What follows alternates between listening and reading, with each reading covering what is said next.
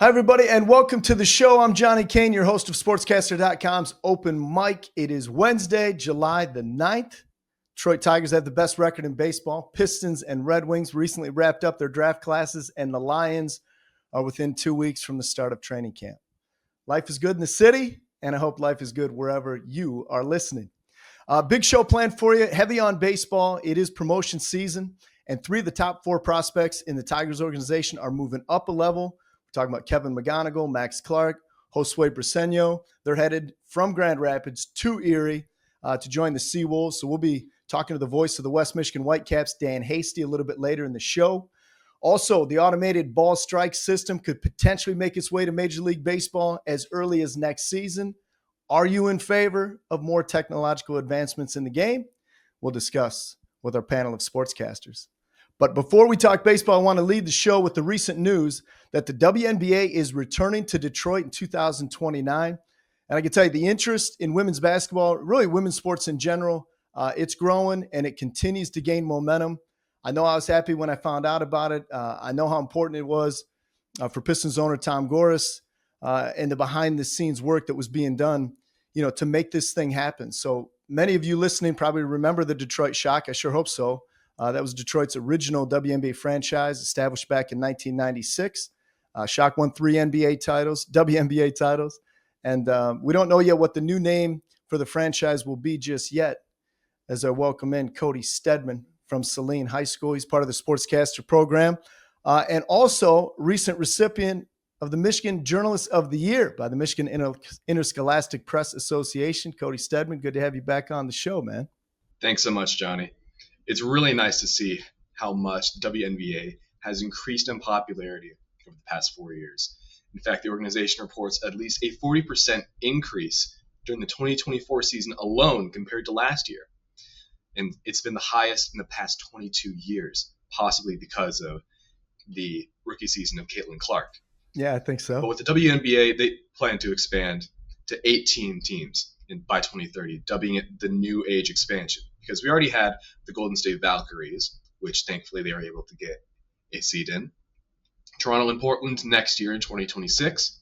And then part of that new expansion, we have Cleveland in 2028, Philadelphia 2030, and obviously the return of Detroit WNBA in 2029.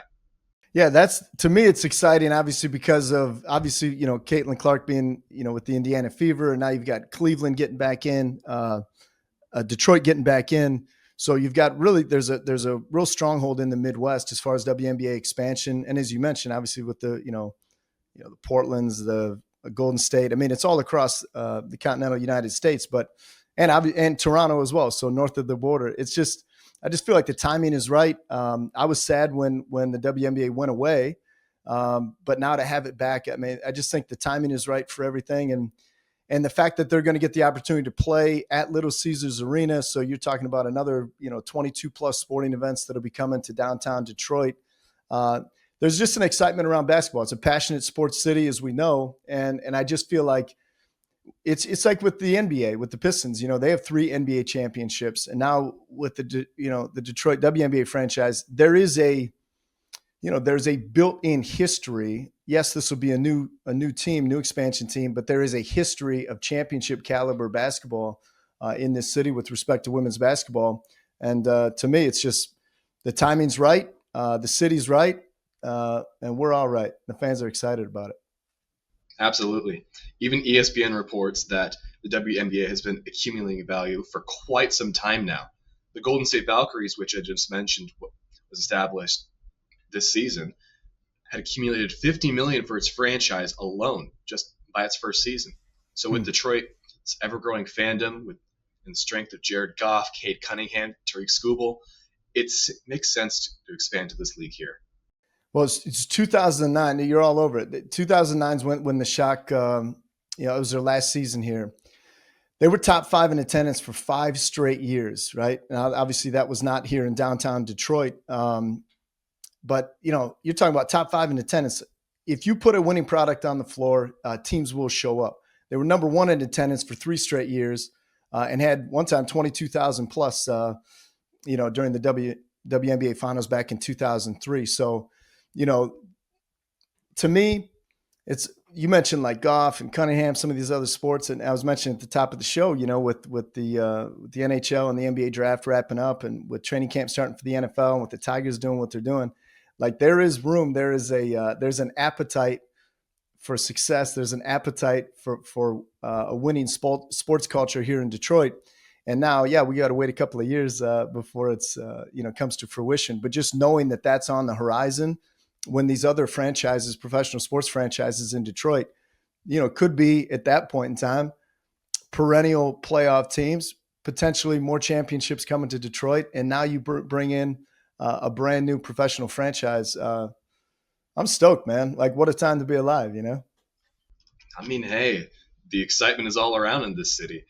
And with all of that, I said probably should reach out to someone who would have more information and more in depth. So I reached out to Marty Dobeck, Executive Director at the Detroit Sports Commission, and he sent me back this statement. The return of the WNBA to the Motor City is a major win for Detroit and a celebration for basketball fans across the region.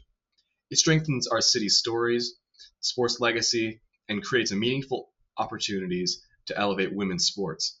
We applaud the leadership of Tom and Holly Gores and the high-profile ownership for bringing this vision to life and investing in the future of women's basketball in Detroit. The Detroit Sports Commission is proud to support this next chapter and looks forward to working with community and corporate partners to help grow the game and inspire the next generation. So I guess we can all say that this movement to have Detroit in the WNBA is coming back, and it's coming back strong. Yeah, couldn't have said it better. Marty Dobeck obviously does a great job with the Sports Commission and just with bringing, we talk about the Final Four coming here, the the NFL draft. There's a great culture, obviously, of sports and kind of threading the community involvement within that here in downtown Detroit. And again, they just continue to look toward positive things on the horizon and a lot to look forward to with the WNBA coming back. Cody Stedman, good stuff. As always, appreciate the time.